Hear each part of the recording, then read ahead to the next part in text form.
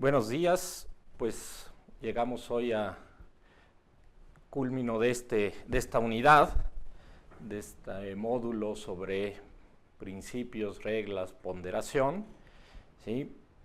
Como ustedes habrán visto de las lecturas que hicieron durante esta semana, la distinción entre reglas y principios, que es el tema que nos toca en esta unidad, es fundamental, ¿sí? Es una distinción que ha dado pie a una serie de transformaciones en la manera como se entiende el derecho y cómo se entiende particularmente el razonamiento jurídico. Ustedes leyeron ya uno de los trabajos más importantes de Dworkin, de Ronald Dworkin, precisamente un trabajo que significó un punto de quiebre para la teoría del derecho. En este trabajo, Ronald Dworkin, ¿sí?, hace una crítica a la teoría positivista, ¿sí? Y en esta crítica que hace Ronald Dworkin, él señala cuáles son algunos de estos defectos del positivismo, ¿sí? En estos defectos del positivismo, ¿sí?, él dice, bueno, hay tres tesis claves del positivismo jurídico, ¿sí? Una, que el derecho es un conjunto de reglas, es decir, entienden las normas como reglas, ¿sí? Y existen criterios para identificar las reglas válidas de las reglas inválidas o de las reglas espurias. Segundo, el conjunto de reglas válidas agota el concepto de derecho, es decir, lo que es derecho es ese conjunto de reglas válidas.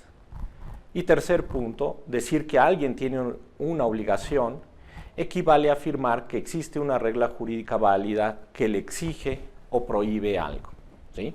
Entonces, la concepción positivista construye una noción de derecho, ¿sí?, tomando en cuenta una idea básica de lo que es una norma. Y esta norma está constituida, como vamos a ver, con un antecedente y un consecuente. Esta es la idea de regla, ¿sí? Que exista un antecedente y un consecuente. Lo que sucede es que en el derecho había algo más que reglas, ¿sí? Y la noción del positivismo lo que hace es, en cierta medida, dar cuenta de las reglas de un sistema jurídico, pero pasar por alto otras normas, otro tipo de normas que existen en un sistema jurídico. Y el aporte de Ronald Dworkin precisamente apunta hacia allá. Hay un gran olvido en la teoría del derecho, ¿sí?, positivista, porque no se ocupó de otros estándares, como les llama Dworkin, o de otro tipo de normas, sino que redujo la gran variedad de normas a un solo tipo, ¿sí?, las reglas. Entonces, la crítica de Dworkin apunta precisamente a que en el derecho hay cierto tipo de normas que no encajan bajo la idea de regla, ¿sí? A esas normas él las llama principios. Y estos principios, dice, pueden dividirse en principios en sentido estricto y lo que él llama directrices o políticas, policies en inglés, ¿sí? Las reglas, dice Dworkin, son aplicables del modo todo o nada. Es decir, si una regla regula un caso específico, se aplica la consecuencia jurídica, ¿sí? Las reglas, desde luego, pueden tener excepciones, pero esas excepciones se tienen que formular, tienen que estar formuladas en los mismos textos jurídicos. En cambio, los principios no establecen consecuencias jurídicas que se sigan automáticamente.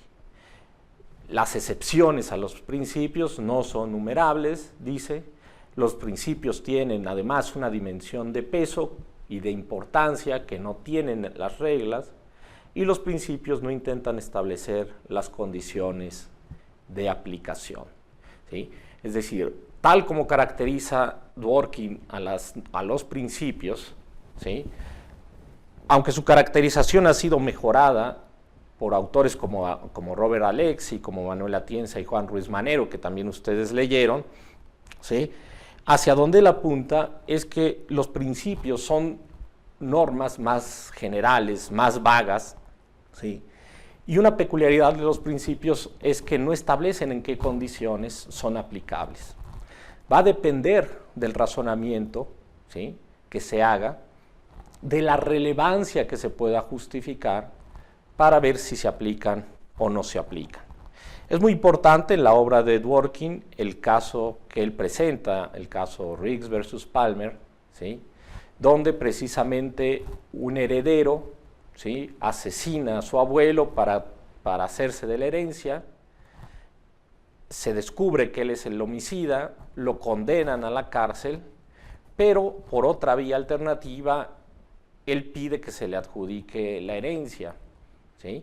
Y no había en ese momento, en esa época, una regla explícita en el derecho civil donde creara una excepción, es decir, si él estaba en el testamento y él era el único heredero, ¿sí?, él tenía derecho, según las reglas del derecho civil, a heredar.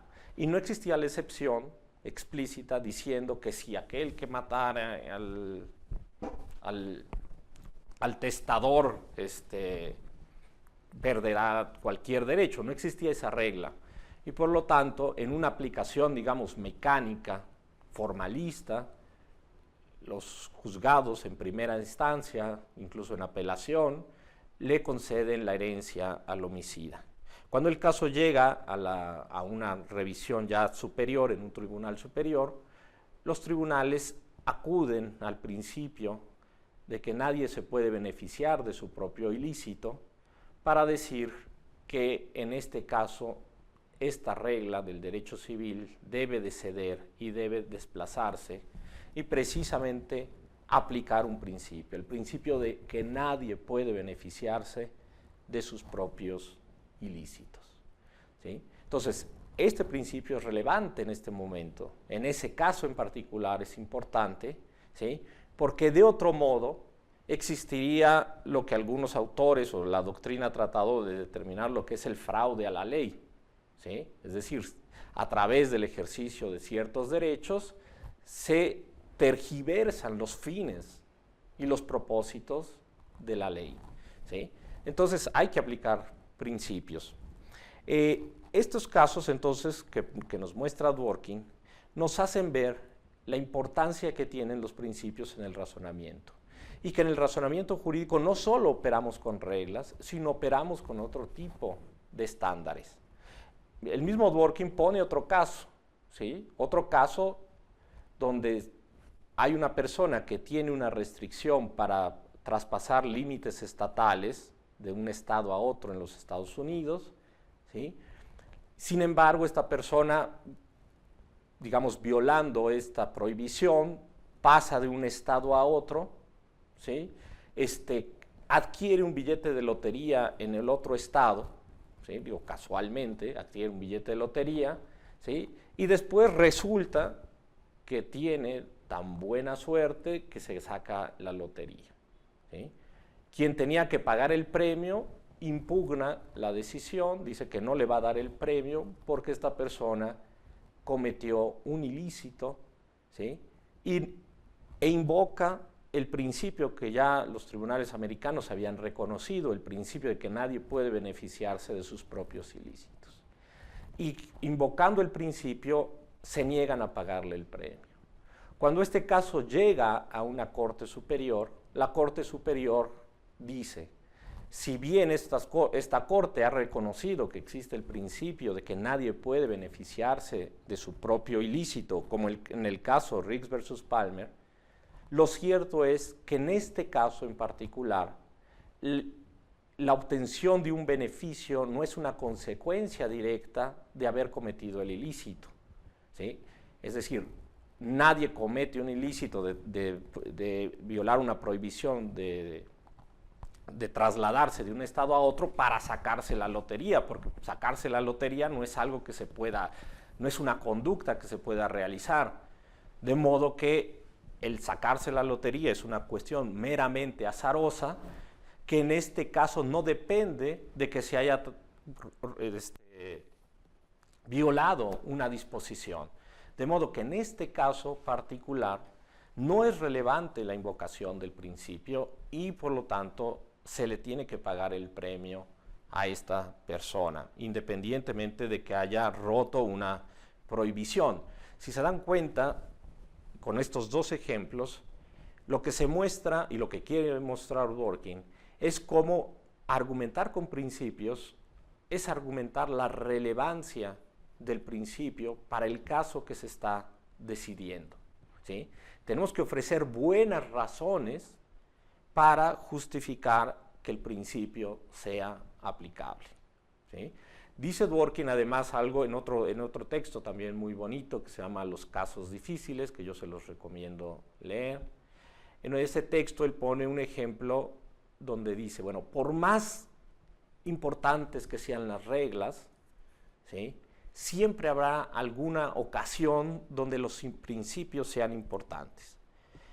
Dice, pensemos, por ejemplo, en algún tipo de institución donde se rija básicamente por reglas y donde casi no existan los principios o donde no existen principios explícitos, ¿sí? Entonces él dice, pensemos por ejemplo en el juego del ajedrez. Muchas veces los teóricos del derecho comparan el derecho con otros sistemas de reglas, ¿sí? Y muchas veces hay comparaciones precisamente con los juegos, ¿sí? Los juegos todos se componen de reglas, ¿sí? Y no hay juego, digamos, más reglado que el ajedrez. Cualquier movimiento que se realice en el ajedrez obedece a una regla, ¿sí? Uno supondría que en un juego de ajedrez no hay ocasión para invocar ningún tipo de principio. Bueno, pues Dworkin pone un caso muy interesante, por ejemplo, en un torneo internacional, por allá en los años 70, dos ajedrecistas de talla mundial, Fischer y Tal, el norteamericano Fischer y el ruso Tal, ¿sí?, están en una partida de ajedrez. En ese momento, Fischer, al parecer, hace una pequeña mueca. Él hace un movimiento en el tablero y hace una pequeña mueca. En ese momento, el ruso Tal se levanta de la silla y le pide al juez que declare suspendida la partida de ajedrez y que le otorgue a él el punto de la partida, es decir, el campeonato, alegando de que existe una regla en el ajedrez que prohíbe a los jugadores irritar de manera irrazonable a su contraparte. Y Tal sostiene que Fischer ha roto con esa regla. Lo que sostiene Dworkin con este ejemplo es precisamente que hay casos donde los jueces, en este caso el juez del ajedrez, tiene que determinar si esa mueca que hizo Fischer es suficiente o no y si encaja o no bajo esa regla. Pero no lo podemos saber de manera inmediata. Es decir, la regla es muy vaga. La regla dice sencillamente que quien realice una mueca, quien realice una conducta que irrite al otro, ¿sí?, quien irrite al otro de manera irrazonable, perderá la partida. No hay un supuesto claro, ¿sí? Entonces el juez tiene que hacer una interpretación de la regla. ¿Cómo saber si esa mueca encaja o no bajo ese supuesto? Si uno fuera un positivista, ¿sí?, diría que el juez en ese caso tiene discreción, una discreción absoluta. Es decir, el juez puede decidir lo que se le antoje. Por ejemplo, puede decir, ay, este ruso tan sangrón, tan quisquilloso, siéntese y reanude la partida y no esté dando lata, ¿no? O puede decir, a mí me cae mal el norteamericano y le doy la partida al ruso, ¿sí? El positivismo jurídico sostiene que cuando las reglas no son claras o cuando hay lagunas, por ejemplo, el juez tiene una discreción absoluta, ¿sí? Dworkin lo que dice, precisamente con su teoría y con la introducción de la idea de los principios, es que el juez está obligado en estos casos a seguir razonando y a ofrecer una buena justificación de su decisión. Para ello, él tiene que interpretar el derecho, ¿sí? Y tiene que interpretar los propósitos. En este caso, no el derecho, sino el ajedrez. ¿Qué es el juego del ajedrez? ¿Cuál es el propósito del ajedrez? ¿Qué se protege con las reglas del ajedrez? ¿Qué tipo de juego es el ajedrez? Entonces dice él, si el ajedrez es un juego, ¿sí? No es un juego igual que los deportes, no es un juego de habilidades físicas, sino es un juego de habilidades mentales, ¿sí? Es de destreza mental, de concentración. Hay muchos juegos intelectuales, ¿sí? Por ejemplo, los juegos de cartas son juegos intelectuales. Y sin embargo, en los juegos de cartas vale y es muy válido aceptar, digamos, que los contendientes engañen a los demás. Se valen las muecas, se valen los gestos, se vale distraer a los oponentes, ¿sí? Pero parece ser que ese tipo de destrezas y de habilidades no son válidas en el ajedrez. ¿Y por qué no son válidas en el ajedrez? Bueno, porque se supone que el ajedrez es un juego que para jugarlo bien hay que hacer cálculos mentales de probabilidades, matemáticos, muy sofisticados. Un buen ajedrecista es como una supercomputadora que está haciendo cálculos de probabilidades y calculando muchas probabilidades simultáneamente. Por eso los ajedrecistas a veces se ponen a competir con las computadoras, a ver si una supercomputadora es mejor que un ajedrecista, ¿sí? Pensemos entonces que eso es lo que tratan de proteger las reglas. Una máxima concentración de los jugadores, ¿sí? Que implica el estar haciendo cálculos matemáticos. Cuando uno ve a los ajedrecistas en los torneos internacionales estar ensimismados, viendo el tablero o viendo a ningún lado, lo que pasa es que están haciendo esas operaciones mentales. Uno podría entonces suponer, dice Dworkin, que la menor distracción, ¿sí? Que un intercambio incluso de miradas entre los oponentes puede dar lugar a desconcentrar al otro. De modo que la mueca de Fischer no es una mueca inocente. La mueca de Fischer efectivamente pudo sacar de concentración a tal, y si sacas de concentración a tu oponente por algo que tú haces, eso, diría Dworkin, puede perfectamente encajar bajo el supuesto de la norma de irritar irrazonablemente al contendiente. De modo que la decisión correcta en ese caso, sostiene Dworkin, fue finalmente la que adoptó el juez, de suspender la partida y otorgarle a tal la partida porque Fischer incurrió en una violación. Si se dan cuenta, aquí lo que se hace es finalmente aplicar una regla, pero la regla es tan vaga que se necesita pensar, ¿sí? Reflexionar, interpretar sobre los propósitos y finalmente invocar una especie de principio que podríamos llamar el principio del fair play, del juego limpio, ¿sí? Un principio que opera en cualquier disciplina donde hay competencia, pero que no en cualquier disciplina cuenta igual. No es lo mismo el fair play, el juego limpio en el fútbol, soccer, que en el ajedrez, ¿sí? Pero para saber cuál es el contenido en el ajedrez y cuál puede ser en otro deporte, necesitamos argumentar, ¿sí? Necesitamos dar razones, necesitamos entender los propósitos de la institución que estamos interpretando. Con esto más o menos se muestra la importancia del razonamiento con principios, que es lo que Dworkin trató de hacer, y se muestra también las deficiencias que tiene el positivismo jurídico, que no fue capaz de hacer una reconstrucción completa del sistema jurídico. Si bien el positivismo jurídico aportó muchísimo a nuestro conocimiento sobre el derecho, dado que hay reglas en el derecho y el positivismo se dedicó al estudio de estas reglas, Obviamente no podemos abandonar todos los aportes que tiene el positivismo en este sentido. Lo que pasa es que son aportes incompletos, ¿sí? Porque faltó entender la otra parte de cómo operan los principios y cómo opera esta relación de las reglas con los principios, ¿sí?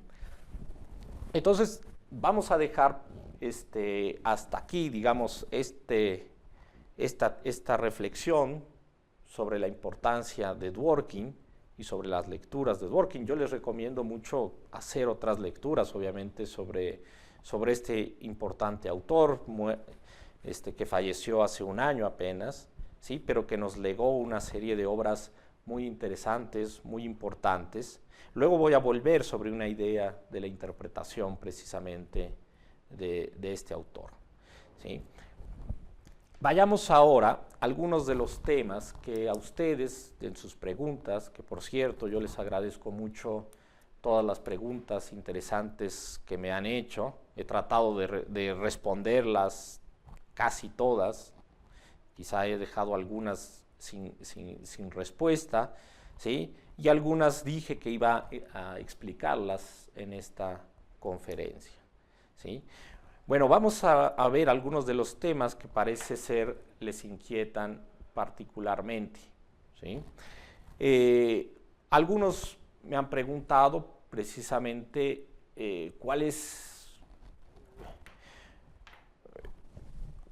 la mejor concepción de las reglas y los principios, si la de Alexi o la de Atienza y Ruiz Manero, ¿sí?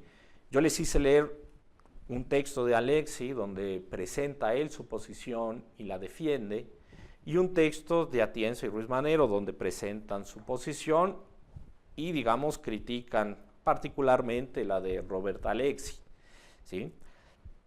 Estos autores, digamos, tienen una manera de concebir a los principios y de desarrollar las ideas de Ronald Dworkin, ¿sí? Ronald Dworkin, hay que decirlo, él hace esta distinción, más o menos la delinea, pero ya después él no la pule mucho, digamos, la deja un poco así, anunciada en esta obra que ustedes leyeron, pero ya después en obras subsecuentes no la elabora más, ¿sí? Digamos, la traza y todo, pero no la termina de desarrollar, y obviamente algunos autores han visto que esta caracterización que hace Dworkin no es suficiente, ¿sí? Ni es del todo correcta. Entonces, precisamente tenemos trabajos como los de Robert Alexi o como los de Atienza y Ruiz Manero, que son más interesantes en este sentido de tratar de caracterizar a los principios y a las reglas.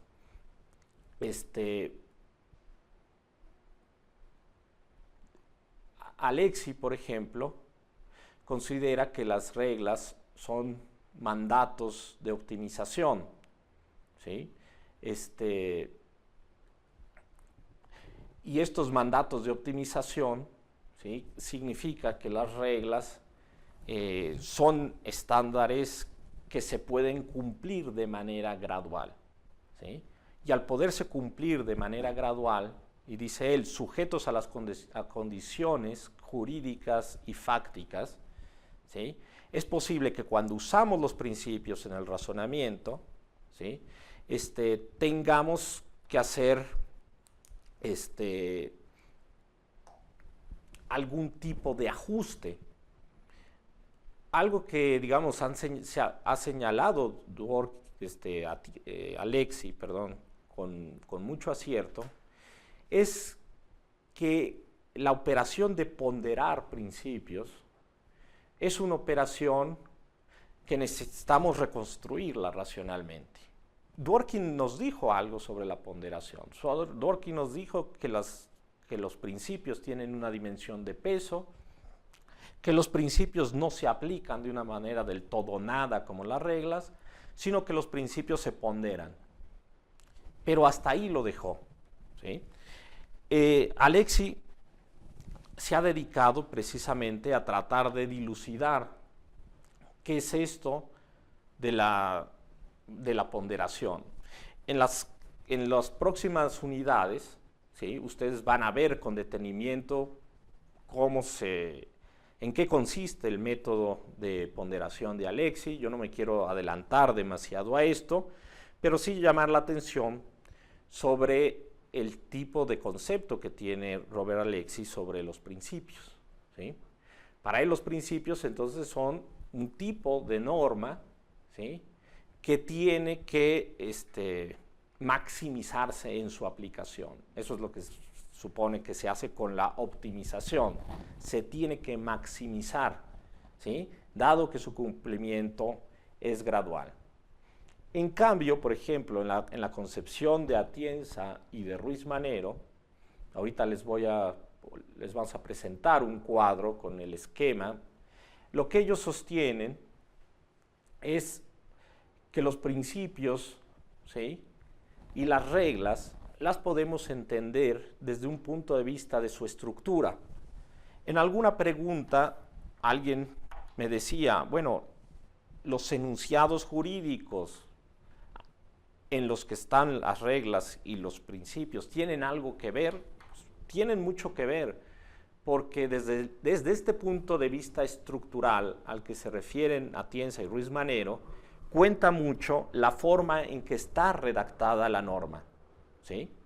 Una norma puede ser una regla o un principio, o lo podemos tomar como una regla o un principio, en buena medida por la forma en que está redactada. Si la norma es muy precisa, establece condiciones de aplicación determinadas, ¿sí?, y consecuencias jurídicas también determinadas, ¿sí?, eso será una regla. Normalmente eso lo interpretaremos como una regla. En cambio, si una norma tiene condiciones de aplicación vagas, muy abiertas, ¿sí?, y consecuencias abiertas, bueno, eso también lo podemos interpretar como un principio. Ahora bien, vamos a ver ahora el cuadro que va a aparecer ahí, ¿sí? Atienza y Ruiz Manero distinguen dos tipos de reglas, ¿sí?, y dos tipos de principios: las reglas de acción y las reglas de fin, ¿sí? Las condiciones de aplicación en una regla de acción, de hecho, una característica de los dos tipos de reglas es que las condiciones de aplicación sean cerradas. Cerradas es un término que utilizan Atienza y Ruiz Manero para decir, digamos, que están determinadas. Las condiciones de aplicación son determinadas, ¿sí?, y ellos les llaman cerradas, ¿sí? Entonces, son claras, aparecen claramente las condiciones de aplicación, de modo que cuando alguien tiene que usar una regla, sabe en qué circunstancias, en qué caso específico tiene que hacer la aplicación de la regla. Ahora, lo que sucede con las reglas es que hay dos tipos de consecuencias jurídicas, ¿sí? Las consecuencias jurídicas pueden estar, dicen ellos, cerradas o abiertas. Si se trata de reglas de acción o reglas de conducta, ¿sí?, entonces aparecerán de forma cerrada. La regla nos dirá qué conducta es obligatoria, qué conducta es prohibida o qué conducta está permitida. De modo que uno sabe que en tal situación, en tales circunstancias, esta es la conducta debida. Y eso es una regla. Ahora, las reglas de fin nos dicen que en tal situación tenemos que perseguir una finalidad, ¿sí? Y a eso le llaman ellos consecuencias jurídicas abiertas. Las reglas nos dicen, en tales situaciones tienes que alcanzar una finalidad, un propósito. De modo que la conducta que ordena no es una conducta determinada, sino lo que se llama alcanzar un estado de cosas, ¿sí?, alcanzar una situación. Y esto también puede ser una cuestión gradual, ¿sí? Uno puede cumplir con una regla, ¿sí?, gradualmente, en este sentido de las reglas de fin. Ahora, con los principios, ¿sí?, podríamos decir que también tenemos principios que tienen que ver con acción y principios que tienen que ver con fines. eso es lo que se ha llamado, por un lado, los principios en sentido estricto y por otro lado, las directrices, ¿sí? Las condiciones de aplicación en ambos casos, en los casos de principios en sentido estricto y de directrices, tales condiciones de aplicación son abiertas. Es decir, la característica de los principios es que no establecen de manera clara cuándo se tienen que aplicar. Y esa es la gran diferencia con las reglas, ¿sí? Aquí es donde hay esta distinción importante entre reglas y principios por el tipo de condiciones de aplicación. En cambio, las consecuencias jurídicas son parecidas a lo que ocurre con las reglas, ¿sí? Algunos principios nos pueden ordenar una conducta, ¿sí? Aunque no nos dicen en qué situación, ¿sí? Y esos son los principios en sentido estricto, que llaman Atienza y Ruiz Manero, y por otro lado están las directrices que establecen que en casos indeterminados, es decir, en ciertas situaciones que no están definidas, se tiene que perseguir o alcanzar un objetivo. Por ejemplo, la Constitución en algún momento dice que se procurará, no sé exactamente, ahorita no recuerdo exactamente cómo dice la frase, pero que el Estado procurará o velará por una redistribución de la riqueza. No dice más. Establece una finalidad, ¿sí? No te dicen cuándo, en qué circunstancias, etcétera, pero sencillamente traza una finalidad. Esta es precisamente una directriz, ¿sí? Se tiene que hacer o que se tiene que lograr una redistribución de la riqueza, pero no se establecen condiciones específicas, ¿sí? Esta idea de Atienza y de Ruiz Manero, ¿sí? Es importante, pero no quiere decir finalmente que no podamos llegar a una especie de conciliación entre la manera como Robert Alexy entiende los principios como mandatos de optimización. Atienza y Ruiz Manero han concedido, ¿sí?, que las reglas tanto de fin como los principios que son directrices, ¿sí?, precisamente funcionan como mandatos de optimización, dado que la consecuencia jurídica de las reglas de fin y de las directrices es alcanzar finalidades, y estas finalidades son graduables, son ideales, digamos, alcanzar fines, entonces bien pueden funcionar como mandatos de optimización. En donde difieren de Alexy es respecto a lo que ellos llaman las reglas, los principios en sentido estricto, ¿sí? Para ellos los principios en sentido estricto no son graduables en su aplicación, no son maximizables. Esta discusión, si se centra en este punto, en este desacuerdo respecto a los principios en sentido estricto, ¿sí?, veremos que tiene una manera, digamos, de resolverse. Por ahí les anexé un artículo, no se los puse como lectura obligatoria, pero se los puse como una lectura, de hecho dos lecturas auxiliares, una de Gloria Lopera y otra de Juan Ruiz Manero, ¿sí?, de este autor que escribe con Manuel Atienza, pero este artículo lo escribe él solo, donde precisamente se trata de llegar a una especie de conciliación, es decir, en qué circunstancia podemos considerar que los principios en sentido estricto son mandatos de optimización. Y aquí precisamente lo que hace Lopera y lo que reconoce Ruiz Manero es que sí puede haber un sentido, ¿sí?, no el que Alexy dice, sino uno diferente, en el que los principios en sentido estricto son mandatos de optimización.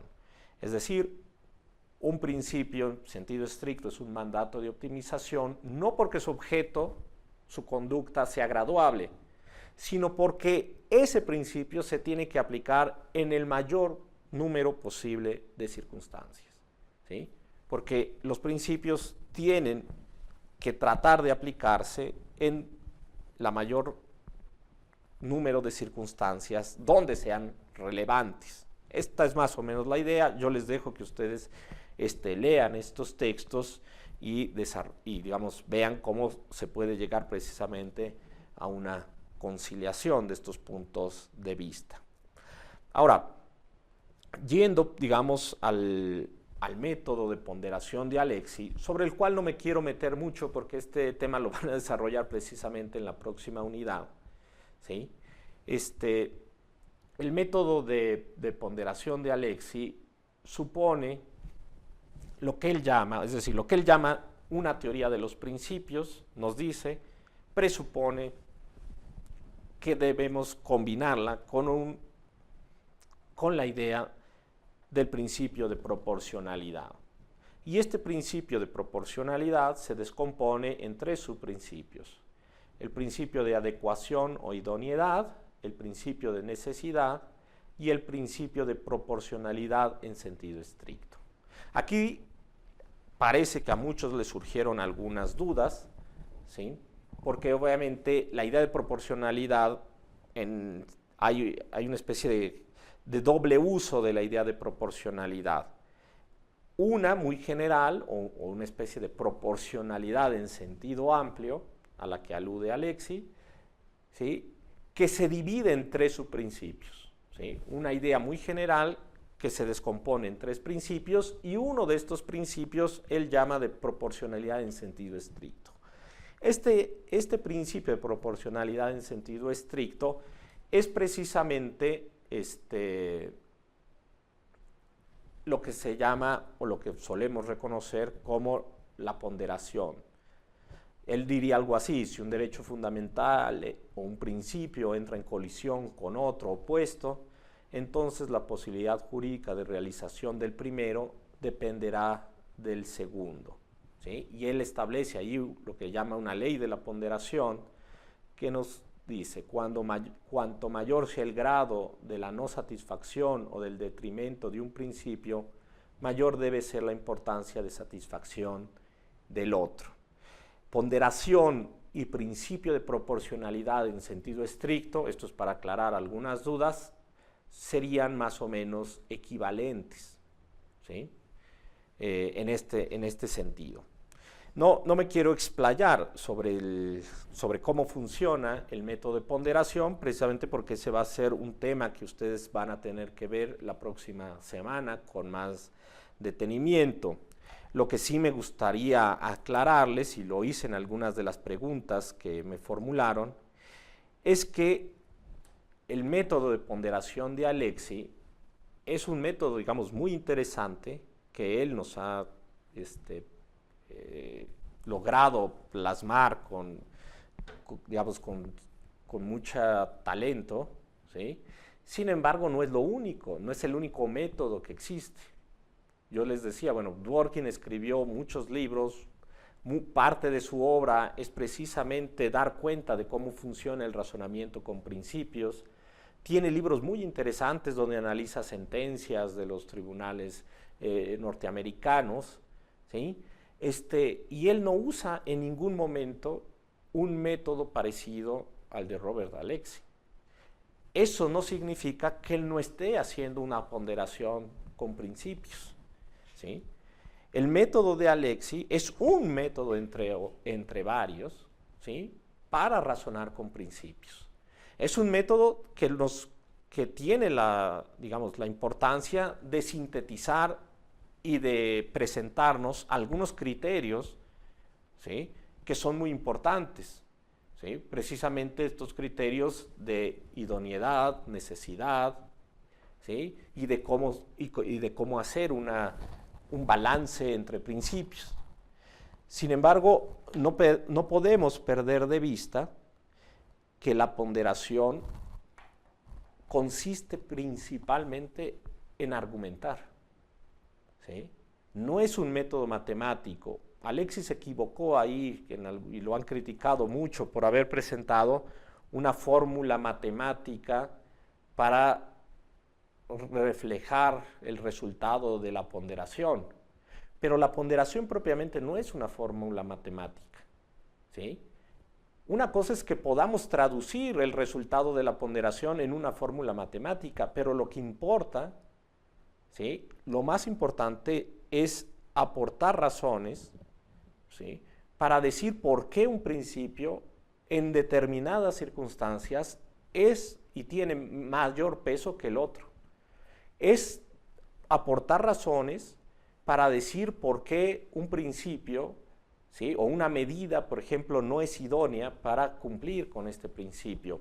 ¿Por qué una medida no es necesaria? Lo que importa son las razones que se ofrecen, ¿sí? No es una cuestión mecánica. El problema, por ejemplo, de muchos juzgadores en México y en algunos lugares de Latinoamérica es que han creído que el modelo de Alexi es una fórmula mecánica de razonar. Entonces, lo único que hacen es citar los criterios de Alexi, el principio de proporcionalidad, los subprincipios de adecuación, idoneidad, necesidad, proporcionalidad en sentido estricto, y creen que por citar eso y por decir, en este caso el principio es idóneo, en este caso es necesario y en este caso tiene mayor peso. No, eso no es hacer una verdadera ponderación. Se tienen que decir, se tienen que ofrecer argumentos específicos, ¿sí? De modo que para entender bien el modelo de Alexi hay que entender que el quid, el meollo del asunto, está en los argumentos que se ofrecen, ¿sí?, para establecer la preferencia de un principio sobre otro, para establecer cuáles son las consecuencias, cuáles son las relaciones causales, etcétera, etcétera. ¿Sí? Bueno, voy a pasar a otro tema importante que también surgió y que no, en algunas preguntas no me explayé porque creo que era un tema que merecía mayor atención. La relación entre principios y los derechos humanos, ¿sí? Este es un tema muy importante. Muchas veces, desde Dworkin, Dworkin dijo que los derechos son principios o son generalmente principios, ¿sí? La teoría de Robert Alexi de los derechos fundamentales, una teoría muy importante para el derecho constitucional, por ejemplo, parte precisamente de una explicación entre reglas y principios, donde para Alexi los derechos fundamentales son principios y van a funcionar como principios constitucionales. O, si queremos verlo en el terreno de los derechos humanos son esencialmente principios, ¿sí? ¿Qué quiere decir esto?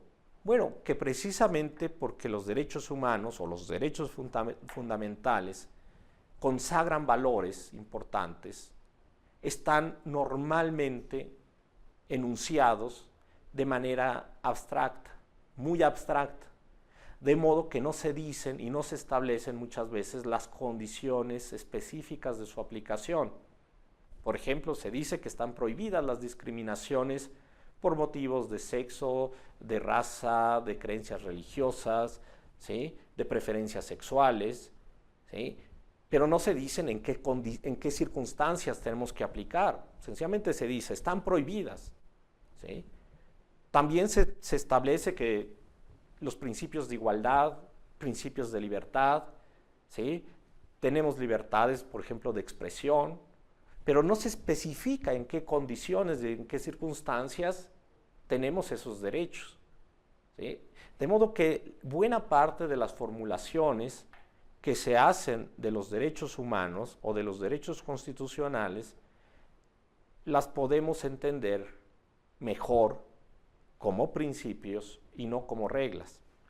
Uno de los problemas, por ejemplo, de la teoría positivista era que precisamente los derechos constitucionales no encajaban bajo una concepción positivista de las normas, ¿sí? Para Kelsen, por ejemplo, los derechos fundamentales eran una especie de normas incompletas, ¿sí? Es decir, si no establecían condiciones de aplicación claras, entonces no eran genuinas normas. Si no establecían sanciones, entonces no eran normas genuinas, ¿sí? Y por eso, mientras dominó el positivismo jurídico, los derechos tuvieron, digamos, poca importancia en el razonamiento jurídico, ¿sí? Dado que para los positivistas los derechos eran sencillamente normas incompletas, inacabadas. Algunos autores las han llamado derechos de papel, ¿sí? Están muy bonitas ahí ciertas declaraciones, pero no tienen fuerza normativa. Aquí hay que entender también algunos puntos de la lectura de Josep Aguiló sobre el constitucionalismo, ¿sí?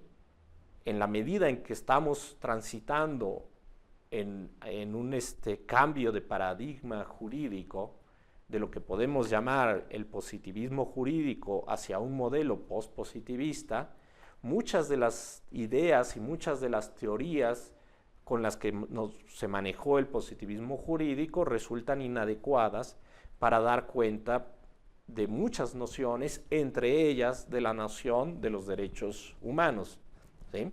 Entonces, uno de los primeros puntos es que los derechos humanos son principalmente principios. Ahora, los derechos humanos también han tenido como un desarrollo. No es lo mismo leer una declaración universal o un pacto de derechos civiles y políticos o el pacto de derechos económicos, sociales y culturales que leer algún tratado ya específico, ¿sí?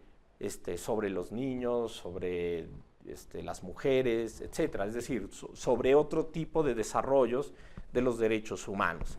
Los derechos humanos entonces han tenido en este desarrollo, han tendido a especificar las condiciones de aplicación, ¿sí?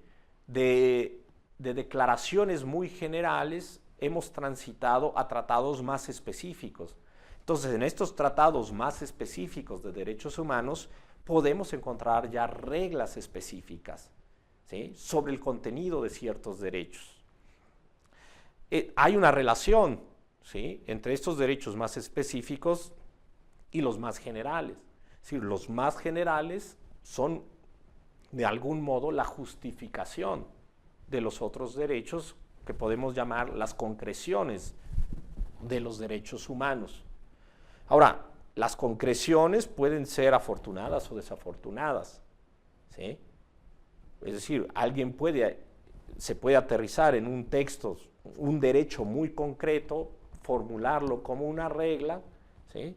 Y ser una formulación relativamente desafortunada, ¿sí? ¿Por qué? Porque al aterrizarlos en reglas, pues bueno, pues se pierde precisamente la riqueza de usar a los derechos como principios, pero ganamos en certeza, y esa es la otra cuestión que a muchos les ha preocupado en las preguntas, cómo se sacrifica la certeza con este modelo de los derechos vistos como principios o de esta distinción entre principios y reglas. En alguna de las preguntas di una respuesta específica. Fíjense, en el modelo positivista, ¿sí? La idea de las reglas y de la aplicación de reglas nos garantiza la seguridad y la certeza jurídica. Si tenemos reglas específicas que contemplan casos específicos y nos dicen qué hacer en esos casos específicos, pues obviamente ganamos en seguridad, porque los jueces no tienen discreción en esos casos. El juez en esos casos es como, sencillamente, como diría Montesquieu, es la boca de la ley, ¿sí? Se razona mecánicamente. Basta decir que el caso se subsume en el supuesto para extraer una consecuencia jurídica. Uno diría que por eso el modelo positivista nos garantiza mucha certeza, pero eso es falso. Es falso porque el modelo positivista sabe y reconoce que hay lagunas en el derecho, ¿sí? Existen lagunas en el derecho, es decir, existen casos no regulados por reglas, ¿sí? Y existen también reglas redactadas de un modo que resultan muy vagas. Hace rato aludíamos al ejemplo de Dworkin, de la regla del ajedrez. Una regla que diga, el que irrita irrazonablemente al otro pierde la partida. Bueno, esa parece ser una regla, pero esa regla tiene el problema de que tenemos que determinar qué es irritar irrazonablemente a otro. Y cuando las reglas tienen este tipo de problemas, tenemos que hacer una interpretación. En caso de lagunas y en caso de interpretaciones, incluso en algunos casos de conflictos entre reglas, los positivistas nos dicen que el juez es un legislador, que el juez puede hacer cualquier cosa. De modo que lo que se había ganado en certeza y en seguridad se pierde casi totalmente cuando existen problemas con las reglas, o porque no hay reglas, o porque las reglas son vagas, o porque hay conflicto de reglas. En esos casos, el positivismo no nos garantiza ninguna seguridad, ninguna certeza, y paradójicamente nos dice que el juez tiene que comportarse como un legislador, entendiendo por eso que puede hacer lo que quiera, ¿sí? Es decir, que tiene una elección y que esa elección la puede ejercer como se le antoje. De modo que el modelo positivista nos garantiza mucha seguridad cuando estamos con reglas claras, ¿sí? Pero no nos asegura ninguna seguridad y ninguna certeza cuando tenemos problemas con esas reglas o cuando hay ausencia de reglas. De modo que no es la panacea el positivismo jurídico en cuanto a la seguridad jurídica y la certeza.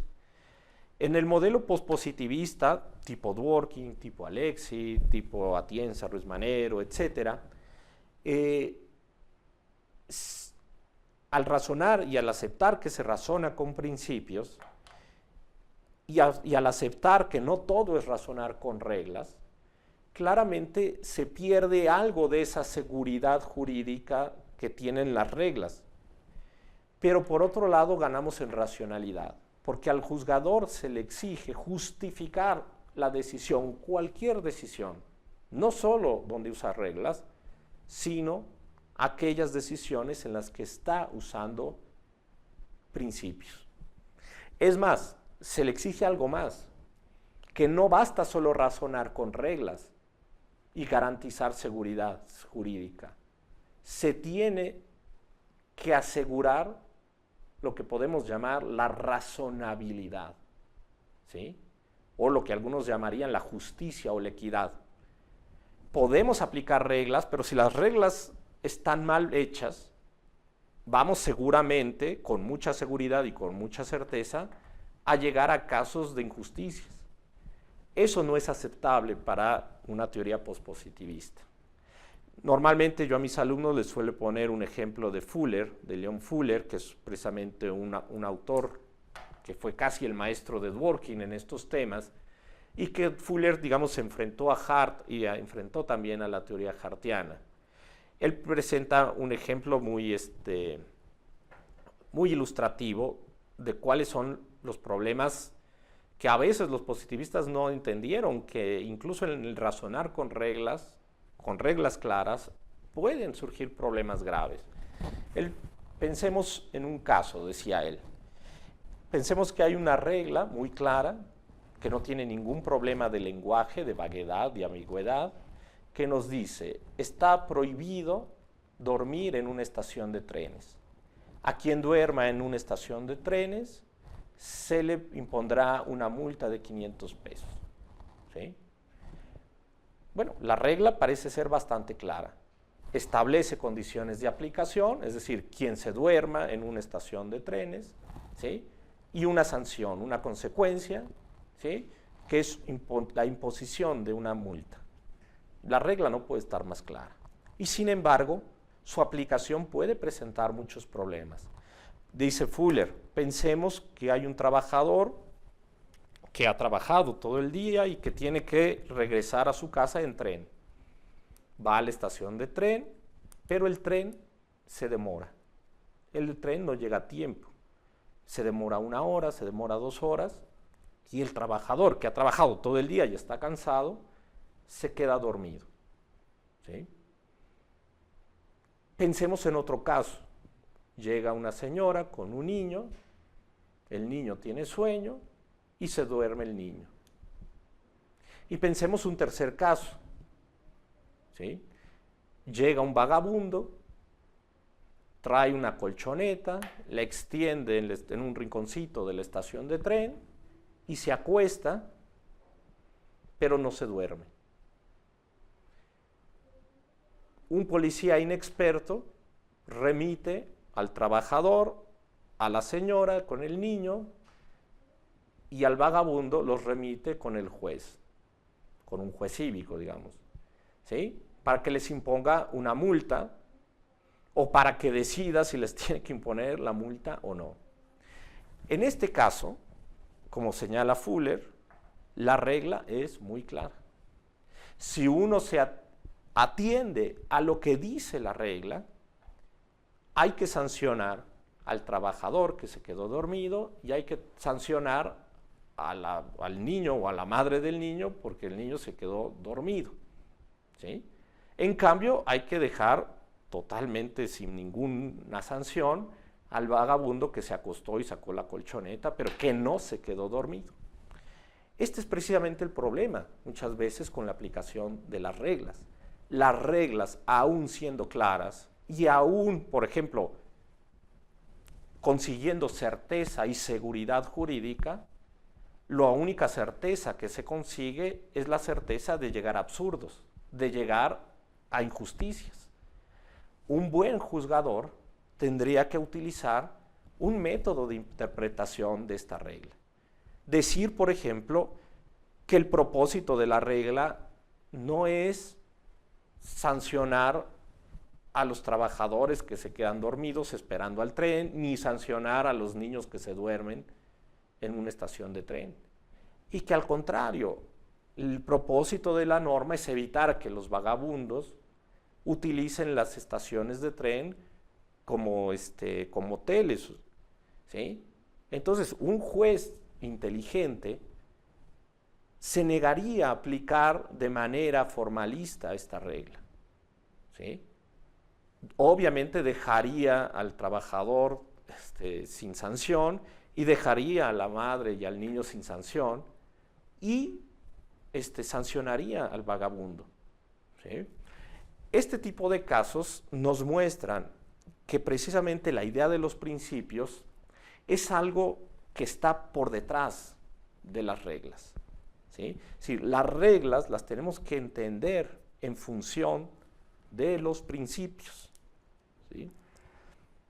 Voy a volver a esta idea de los derechos más adelante, de los derechos humanos, que lo dejé ya un poco aparte, para tocar otro punto que también algunos me comentaron en sus preguntas y que no di una respuesta quizá tan contundente, o quizás es algo que todos necesitan saber y tener presente. Cuando aplicamos principios, ¿sí? Cuando razonamos con principios, en este razonar sobre un caso particular, a lo que solemos llegar es a la concreción del principio en una regla. Es decir, toda aplicación de reglas supone a fin de cuentas generar todo razonamiento con principios implica generar a fin de cuentas una nueva regla, ¿sí? La nueva regla será precisamente el resultado de una ponderación o de una argumentación sobre la relevancia de un principio en un caso específico, ¿sí? Entonces, no importa que los jueces a veces no concluyan formulando la regla. En cualquier caso que se haya decidido a través de un principio, ¿sí? Por ejemplo, pensemos en la idea de los precedentes. Se sienta un precedente. El precedente que significó, por ejemplo, el caso Riggs versus Palmer, ¿sí? Ese precedente lo tenemos que usar ahora como un caso de una regla específica. Es decir, cada vez que un heredero mata al testador para obtener un beneficio, no podrá cobrar el beneficio, ¿sí? Y ahí se genera una nueva regla, ¿sí? Siempre que el testador mata el heredero mata al testador para obtener un beneficio, aunque las leyes civiles digan otra cosa, ¿sí? será ilícito que se le pague o que se le dé la herencia, que se le otorgue la herencia. Se genera una regla específica, ¿sí? Obviamente el principio va a seguir para otros, se podrá seguir usando para otro tipo de casos, pero ha generado una nueva regla, ¿sí? Una regla que contempla el caso específico de los herederos que asesinan a los testadores. Y así es como, por ejemplo, los tribunales constitucionales o las Cortes de Derechos Humanos van fijando nuevas reglas a través del razonamiento, por ejemplo, con los derechos humanos, que son formulaciones generales, se van estableciendo reglas específicas que se van fijando por jurisprudencia de las Cortes, ya sean constitucionales o ya sean de Cortes de Derechos Humanos. Bueno, empezamos, digamos, a llegar al fin de esta charla. Quiero, por último, a lo mejor han quedado todavía muchas cosas en el tintero, dado que el tema es ahora sí que inabarcable, ¿sí? Yo espero que en todo caso ustedes ahí tienen bibliografía que pueden seguir usando, que pueden seguir leyendo, ¿sí? Obviamente todos estos autores han escrito muchas cosas sobre estos temas, entonces si ustedes quieren profundizar, pues pueden hacerlo.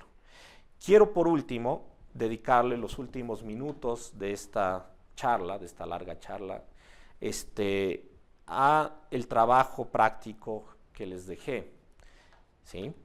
Yo les presenté un caso real, ¿sí? Aunque lo tuve que adaptar un poco para quitar todo lo que no era relevante, ¿sí? De un caso en materia electoral, ¿sí? Donde el PAN presenta un recurso para anular una serie de casillas, en particular nos interesa una casilla particular, que es la 5057B, ¿sí? Y esta casilla se quiere anular porque se viola el artículo 87, fracción primera de la ley procesal, que dice este artículo: la votación recibida en una casilla será nula cuando se acrediten circunstancias que afecten las garantías del procedimiento electoral para la emisión libre, secreta, directa, universal del sufragio, o por violación directa a las características con que debe emitirse el sufragio, como son las siguientes. Fracción 1 dice: instalar la casilla o realizar el escrutinio y cómputo sin causa justificada en lugar distinto al señalado por el Consejo Distrital correspondiente, ¿sí? El caso de la casilla 5057B es un caso donde la casilla no se instaló en la dirección que estaba previamente señalada, se cambió la ubicación de la casilla y no se levantó un acta circunstanciada de las razones por las cuales se hizo esto. Cuando el Tribunal Electoral del Distrito Federal analiza el caso y analiza la respuesta de la autoridad responsable del Instituto Electoral, se allega cierta información sobre el caso diciendo: a ver, bueno, no se instaló donde se debía instalar esta casilla, pero porque la casilla original o el lugar original, la ubicación original estaba cerrada, ¿sí? Estaba cerrado ese local, no se pudo ahí instalar y se tuvo que cambiar a otro. Y además se allega información de que el cambio de ubicación no repercutió de manera relevante en el número de votantes que asistieron ese día de la jornada a votar, dado que el porcentaje de la votación es un porcentaje muy similar al resto de las casillas donde sí se instalaron de manera correcta, lo cual hace presumir pues que en realidad la gente no, digamos, la gente que asistió a la primera ubicación después se dirigió a la otra, aunque no hay acta circunstanciada de nada de esto, ¿sí? ¿Cuál es el problema en este caso? En este caso hay una regla, diríamos, que es el artículo 87, fracción 1, que dice que se tiene que anular una casilla si hay un cambio de lugar de la misma que no está justificado y que no existe un acta circunstanciada. Después hay otro artículo, ¿sí? El artículo, déjenme les digo, 434, ¿sí? Que establece cuáles son las condiciones extraordinarias en las que se puede cambiar una casilla de lugar, ¿sí? Y te dice cómo se debe cambiar, es decir, la casilla se debe instalar en la misma sección, en el lugar adecuado más próximo, se debe dejar aviso en la ubicación original y se tiene que asentar un acta circunstanciada, ¿sí? Se tiene que elaborar un acta circunstanciada que dé cuenta de todo esto. Bueno, lo que ocurrió en este caso, que analiza el tribunal, es que la cuarta condición, el acta circunstanciada, no se levantó, ¿sí? Ahora, este caso, ¿por qué es interesante? O por qué a mí me pareció interesante para discutir, ¿sí? Bueno, porque estamos aquí en un problema donde hay una regla muy clara, muy específica, bajo la cual parece que la casilla en cuestión se debería anular.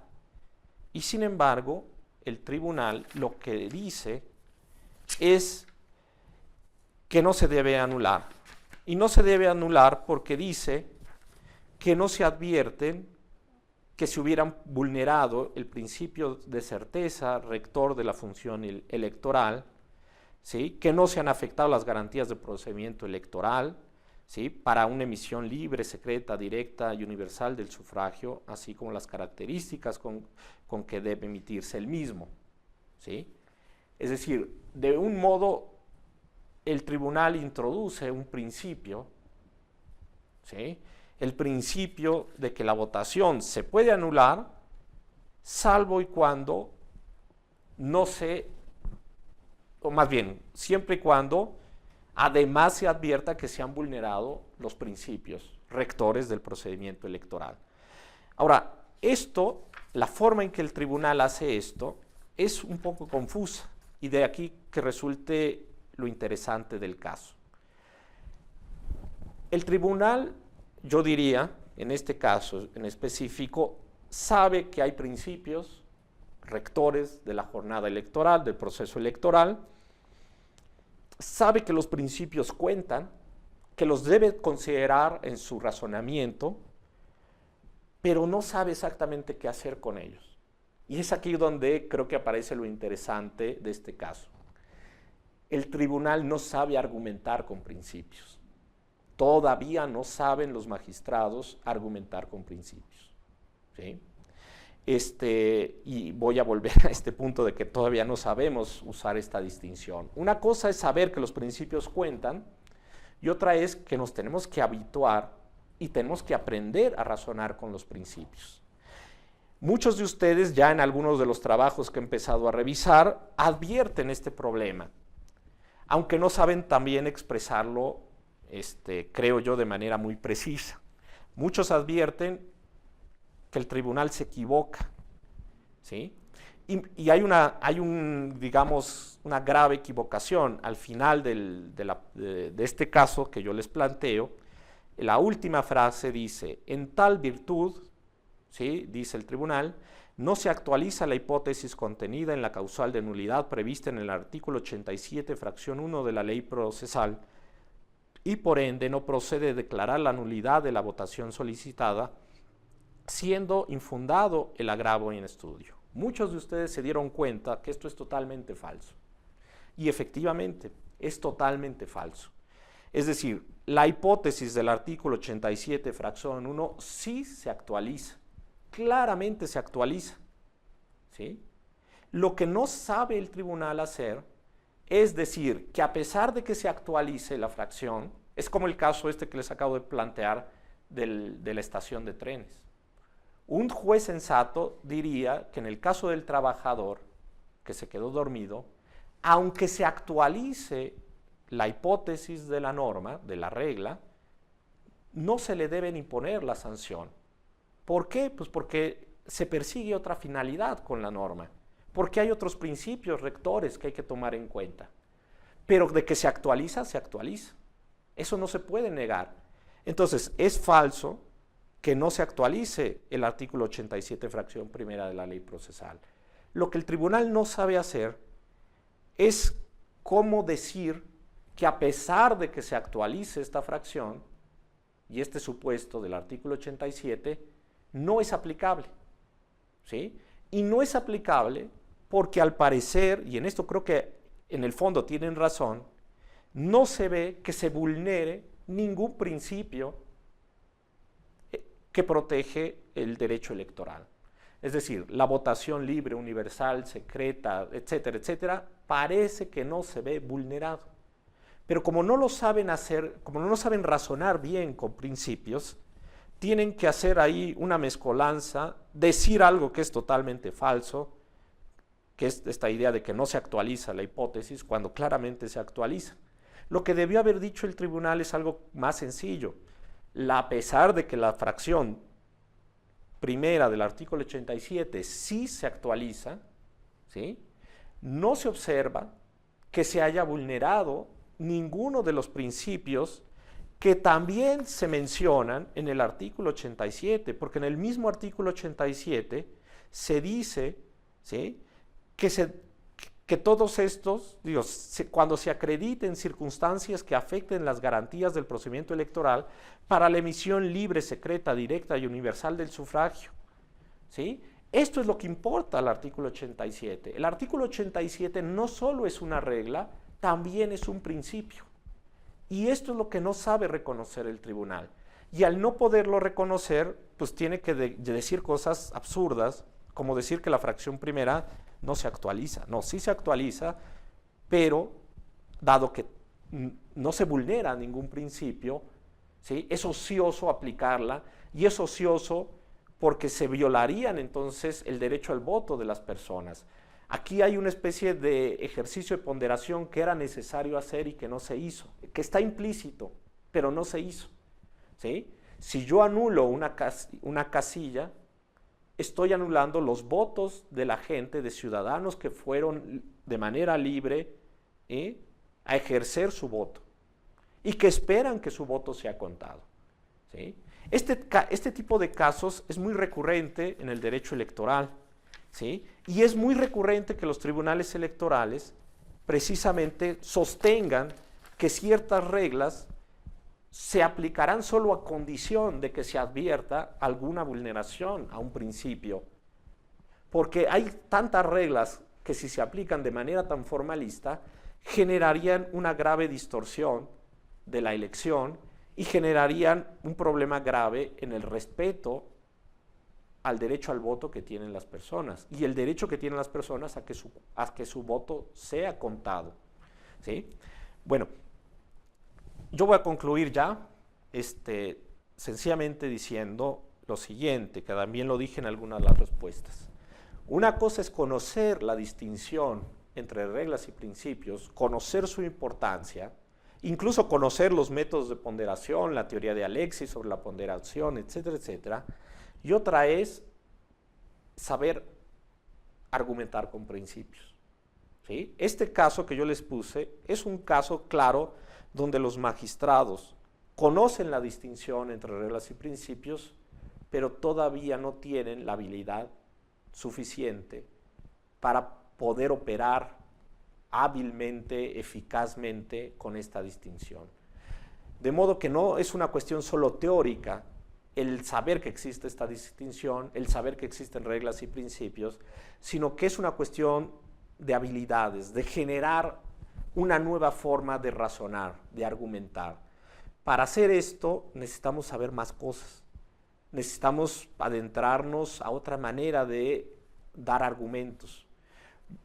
Ustedes en las unidades que vienen van a ver casos interesantes de la Suprema Corte, donde se ha argumentado con principios. Revisen algunos de estos casos con cuidado, porque en algunas decisiones de la Corte hay muy buenos ejemplos de cómo hacer una argumentación sólida con principios. No siempre se hace, pero hay muy buenos ejemplos. Revisen, por ejemplo, el proyecto de sentencia del ministro, se me va el nombre, perdón, bueno, el caso de Florent Cassés, se me fue ahorita